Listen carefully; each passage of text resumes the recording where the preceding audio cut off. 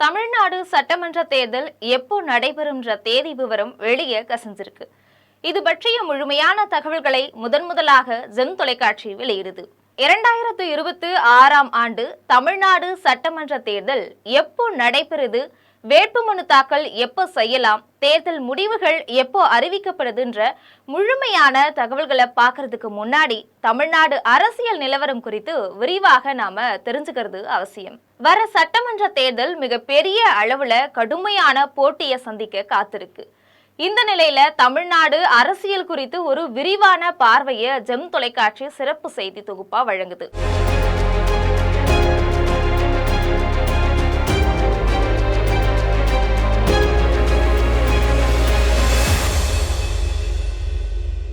தமிழ்நாட்டுல மொத்தம் 234 சட்டமன்ற தொகுதிகள் இருக்கு.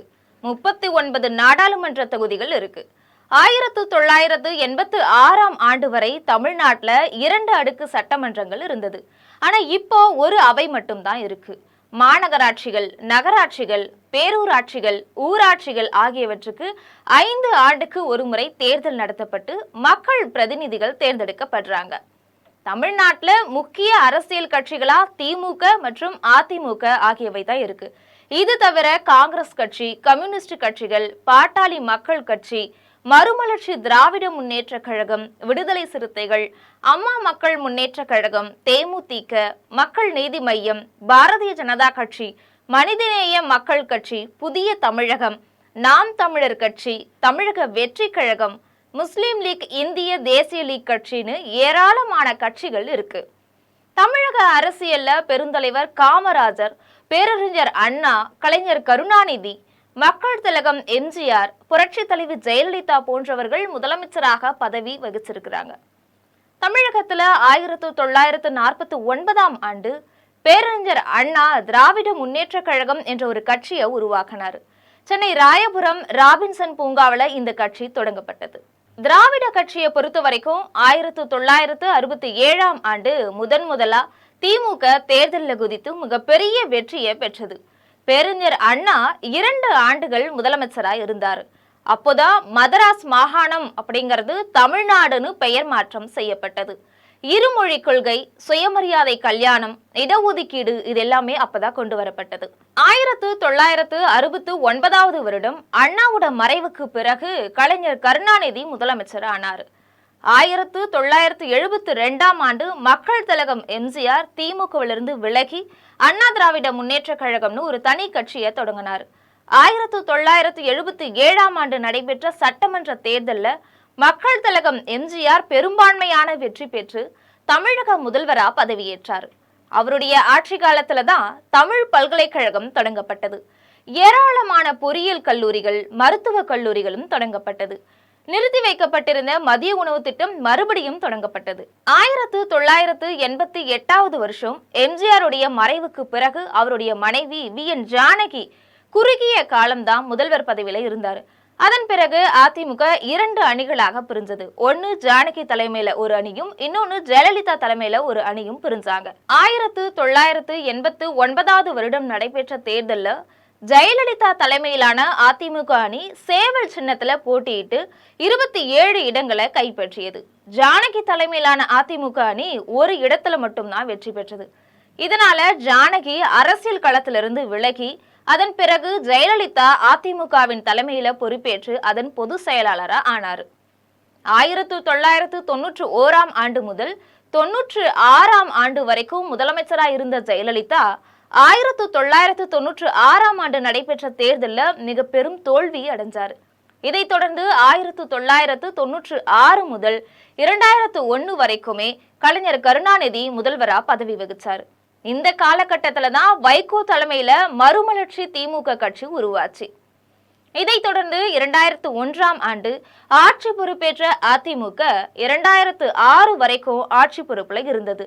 முன்னதாக 2004ஆம் ஆண்டு கேப்டன் விஜயகாந்த் தேமுதிக என்ற கட்சியை தொடங்கினார். அதன் பிறகு 2006ஆம் ஆண்டு நடைபெற்ற தேர்தலில் மறுபடியும் திமுக ஆட்சிக்கு வந்தது. இந்த தேர்தலில் திமுகவுக்கு தனி பெரும்பான்மை கிடைக்காததால காங்கிரஸ் கட்சியோட உதவியோட கூட்டணி ஆட்சி அமைச்சது. அதன் பிறகு 2011 இருந்து 2015 வரைக்கும் மறுபடியும் அதிமுக பெரும்பான்மையோட ஆட்சி அமைச்சது. தேமுதிக எதிர்க்கட்சி அந்தஸ்தை பெற்றது. 2016 வருடம் சட்டமன்ற தேர்தலில் தனித்து போட்டியிட்ட அதிமுக 134 இடங்கள்ல வெற்றி பெற்று மறுபடியும் ஆட்சி அமைச்சது. ஜெயலலிதா மறுபடியும் முதலமைச்சராக பொறுப்பேற்றார். 89 இடங்கள்ல வெற்றி பெற்ற திராவிட முன்னேற்ற கழகம் எதிர்க்கட்சி வரிசையில அமர்ந்தது. இப்போதைய முதல்வர் மு.க.ஸ்டாலின் எதிர்க்கட்சி தலைவரானார். அதிமுக பொதுச் செயலாளரும் முன்னாள் முதலமைச்சராக இருந்த ஜெயலலிதா 2016 டிசம்பர் 5 காலமானாங்க. இதைத் தொடர்ந்து பன்னீர்செல்வம் தலைமையிலான அமைச்சரவை பதவியேற்றது. அதன் பிறகு 124 எம்எல்ஏக்களின் ஆதரவோட பழனிசாமி முதல்வரா பொறுப்பேற்றார். தமிழ்நாட்டுடைய 16வது சட்டமன்ற தேர்தல் கடந்த 2021 நடந்தது. ஏப்ரல் 6 தேர்தல் நடைபெற்று 6வது முறையாக திமுக தனிப்பெரும்பான்மையோட வெற்றி பெற்று மு.க.ஸ்டாலின் முதலமைச்சரா பதவியேற்றார். தமிழ்நாட்டுடைய 12வது முதலமைச்சராக பொறுப்பேற்றுக்கிட்டு ஆட்சி அமைத்தார். 2021 மே மாதம் 7 மு.க.ஸ்டாலின் முதலமைச்சராகவும் அவரது அமைச்சரவையும் பதவியேற்றுக்கிட்டுச்சு. கடந்த முறை மார்ச் மாதம் 12 வேட்புமனு தாக்கல் தொடங்குச்சு. மார்ச் 19 வரைக்கும் வேட்புமனு தாக்கல் செஞ்சாங்க. மார்ச் 20 வேட்புமனு பரிசீலனை செய்யப்பட்டது. ஏப்ரல் 6 வாக்குப்பதிவு நடந்தது. மே மாதம் 2 வாக்கு எண்ணிக்கை நடந்தது. இதுல திமுக 133 இடங்கள்ல வெற்றி பெற்று தனி பெரும்பான்மை இடத்தை பிடிச்சது. அதிமுக 66 இடங்களை மட்டுமே கைப்பற்றியது. கடந்த தேர்தலில் திமுகவுக்கு தலித்கள் சிறுபான்மையினர்லாம் அதிக அளவுல வாக்கு அளித்ததா கருத்து கணிப்பு தெரிவிச்சிருக்கு. அதே சமயத்துல தென் பகுதியில இருக்கிற தேவர் சமூகத்தினர் அதிமுகவுக்கு அதிக அளவுல வாக்களிச்சிருக்காங்க. இது தவிர கடந்த தேர்தலில் 10 பேர்ல 4 பேர் திமுகவுக்கு வாக்களித்ததாகவும் தேர்தலுக்கு பிந்தைய கருத்து கணிப்பு தெரிவிக்குது. இப்போ திமுக தரப்புல காங்கிரஸ் கட்சி, விடுதலை சிறுத்தைகள், முஸ்லிம் லீக், மதிமுக, இரு கம்யூனிஸ்ட் கட்சிகள் ஆகியவை முக்கிய கூட்டணியா அமைஞ்சிருக்கு. பிரேமலதா விஜயகாந்த் தலைமையிலான தேமுதிக திமுகவோட இணையலாம்னு தெரிய வந்திருக்கு. இதுக்கு அடுத்தபடியா அதிமுக பாரதிய ஜனதா கட்சியோட கூட்டணி வச்சிருக்கு. இந்த கூட்டணியில அன்புமணி தலைமையிலான பாமக இணையலாம்னு தெரிய வந்திருக்கு.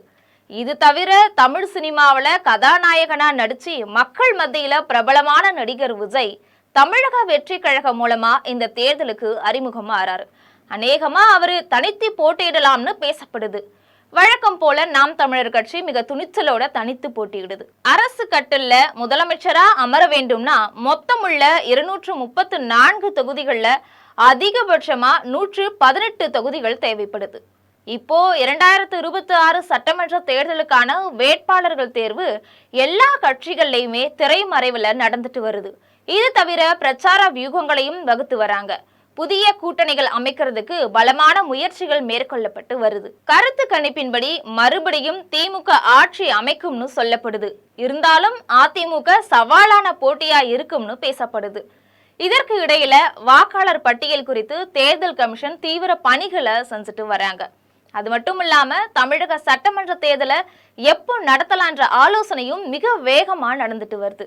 வருகின்ற 2026 ஏப்ரல் மாதம் 5 நடப்பில் இருக்கும் திமுக ஆட்சி முடிவுக்கு வருது.